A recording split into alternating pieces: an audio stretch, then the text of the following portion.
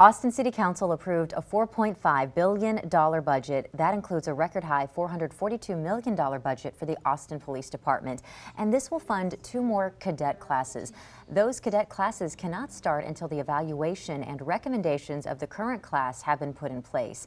That cadet class started back in June and will be used as a pilot as to how the department will train new officers moving forward. So joining us this evening is CARY Roberts, Executive Director of the Greater Austin Crime Commission.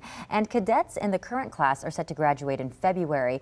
Now, with several different entities reviewing the progress along the way, CARY, have you heard how the training has been going thus far? Yes, we're very encouraged by the reports so far. The 144th class started, as you mentioned, in early June after the council restarted the training academy in May. We know that the outside consultants, Kroll Associates, are doing a concurrent evaluation. There's also a curriculum review committee that community members are participating in. We expect that there will be recommendations for improvements, and that's part of the process and part of why the manager recommended restarting this class as a pilot, reimagined police training academy.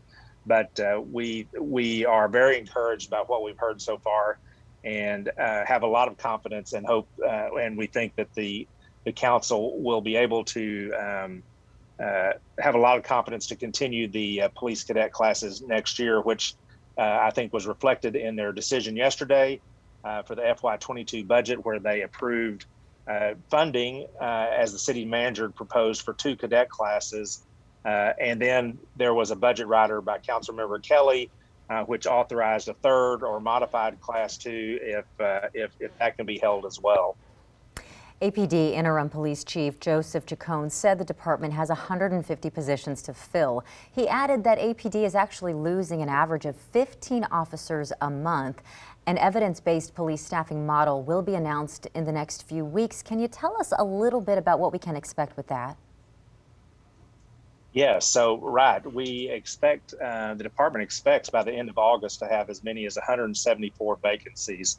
And that, of course, is on top of the 150 positions that were cut out of the budget last year. You're right, the attrition rate is more than double what the city had projected.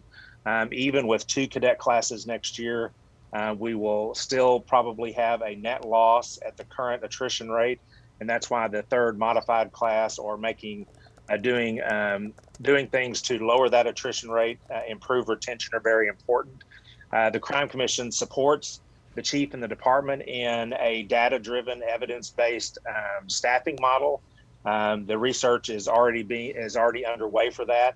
As you said, we expect that there will be that part of that will be released in the next couple of weeks, and I think that the community will find that very interesting. The first part of it really is a machine learning model, which will consider calls for service, response times, and it will show us, numbers in and numbers out, what patrol response looks like citywide. And so we're hopeful that will give the city manager and the council and the community a target to work toward as we plan for future public safety needs, particularly in the police department. Today we learned the position of APD chief is down to 3 finalists. We started at 45. We've whittled down that list. What are your thoughts on these remaining 3? Well, we were very pleased to participate in a community interview panel at the manager's request a few weeks ago with the 7 candidates that they had identified, all outstanding law enforcement professionals. I think that with the 3 that are remaining, our interim chief, Joe Chacon, a deputy chief from Dallas, Avery Moore, and then a deputy chief from Los Angeles, Amada Tengeritas. 3 great police professionals who understand the challenges in Austin. And I think that the community will be well served by any of them. I think that you'll have an opportunity next week. I think there are 2 community forums scheduled, Wednesday and Thursday evenings from like 7 to 8:30 p.m. For the community to be able to meet them. But I think the manager has got a difficult choice ahead of him, just because you've got 3 outstanding finalists for that position. But they obviously, the interim chief Joe Tricone understands it, and I think both Chief Moore and Chief Tingeritas understand the challenges that are facing them here, and what we have to do to improve our public safety situation in Austin. And I think that they're all capable of meeting that challenge. Carrie Roberts with the Greater Austin Crime Commission, thank you so much for your time. You're welcome. Thank you.